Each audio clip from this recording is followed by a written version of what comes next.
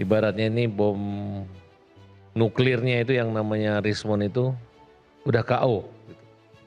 Jadi ke depan lebih lancar lagi gitu, lebih lancar dan lebih rileks. Makanya malam ini kita nggak terlalu perang berat gitu. Mas Aiman juga agak santai ya, bukan gara-gara teguran KPI tapi gara-gara memang materinya ini bom Santai terus. ya udah selesai gitu. Oke. Dan kalian ini kenapa ya? Sudah KO gitu masih aja ngejek penguasa, hukum berat sebelah, kekuasaan, maksat gitu ya. Bang Refli Harun, aneh Bang, kalau misalnya lawyer selesai, ini kok marah sama Rismon. Marah, kemudian kalian semua ngejelek-jelekin Rismon, itu kan haknya Rismon. Justru yang bermasalah ini apa? Fungsi pengacaranya gimana? Bukan menyangkut ideologi atau idealisme. Tapi ya kalau sudah dicabut udah selesai. Kalau kalian udah damai diam aja. Nggak perlu lagi marah-marah dan itu nggak benar. Kemudian kalian semua menyerang.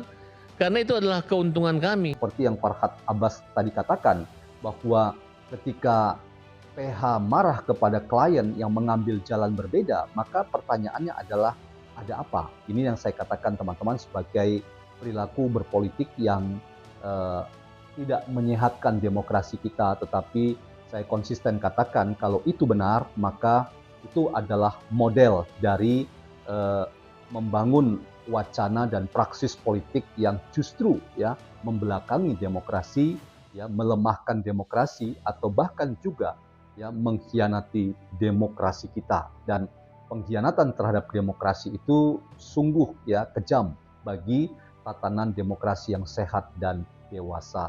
Nah, teman-teman, sekali lagi saya ingin tegaskan bahwa upaya untuk kita semua melihat ini secara kritis itu akhirnya kita jadi mengerti ya, seperti yang Farhad Abbas tadi katakan, bahwa ketika PH marah kepada klien yang mengambil jalan berbeda, maka pertanyaannya adalah ada apa ya?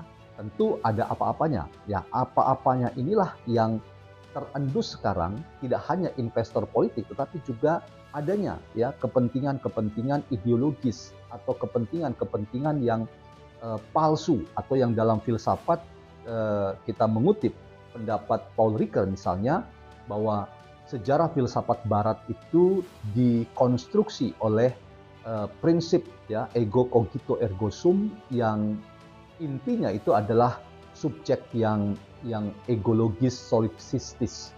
Egologis itu artinya berpusat pada diri sendiri, solipsistis itu artinya merasa hidup sendirian, seolah-olah tidak ada orang lain.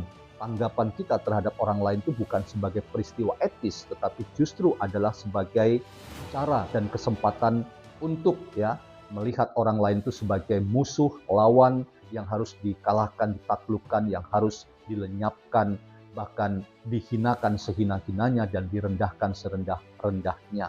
Dan itulah yang menurut saya adalah pandangan baru dari Rismon Sianipar yang menemukan pilihan terbaik untuk memaknai perjalanannya ketika ia menyanyi dan mengirimkan bukan rudal balistik lagi, tetapi mengirim bom atom kepada ya kelompok lamanya yang terus-menerus menyalakan politik dendam, fitnah, dan kebencian. Jadi ya Refli Harun jangan marah sebetulnya, karena itu sudah langkah yang tepat.